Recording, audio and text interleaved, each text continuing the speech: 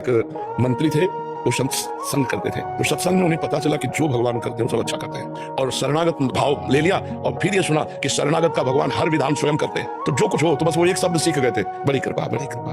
तो एक दिन राजा शिकार खेलने गया, तो उसका अंगूठा कट गया, प्रत्यंचा खींच के चूक हो गई, तो सट से अंगूठा उड़ गया। उनका मंत्री हमारा अंगूठा कट गया, बोले बड़ी कृपा बड़ी कृपा। बोले मेरा अंगूठा कट गया, कह रहे भगवान की बड़ी कृपा, उठा उसको जेल में डाल दो। बोले ये भी बड़ी कृपा भगवान की। बोले मंत्री पागल हो गया, कहा मंत्री पद से जेल में, कह रहा भगवान की कृपा। अंगूठा कट गया, कह रहा भगवान की कृपा। प्रतिकूलता में भगवान की कृपा।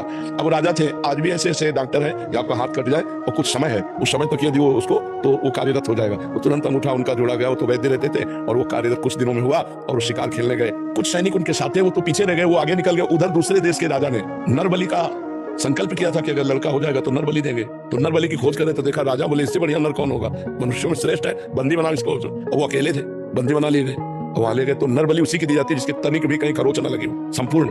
तो जो ही उनको, अरे बोले तो नरबली लायक नहीं, अंगूठा इसका कट्टा जोड़ा हुआ है पर अंग भंग है, तो नरबली लायक नहीं, छोड़ दिया। बड़ी भगवान की कृपा। जब अंगूठा कटा था तो मंत्री ने कहा था भगवान की बड़ी कृपा। अगर भगवान की कृपा से अंगूठा न कटा होता तो आज गर्दन कट जाती। मंत्री ने तो ये सही कहा था कि भगवान, लेकिन वो जेल में सड़ रहा है, ये कौन सी भगवान की कृपा।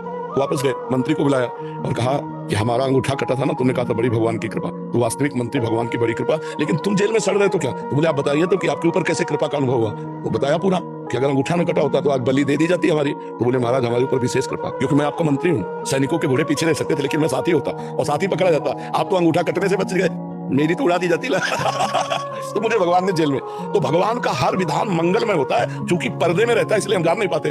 हमें लगता है हम जैसा चाहते हैं वैसा हो जाए तो मंगल है, भगवान ने जो चाहा तो वो हमारे अनुकूल नहीं पड़ा, ऐसा हम अल्प बुद्धि। लेकिन अगर फाइनल में देखें तो जो भगवान कर रहे हैं वही हमारा मंगल विधान है।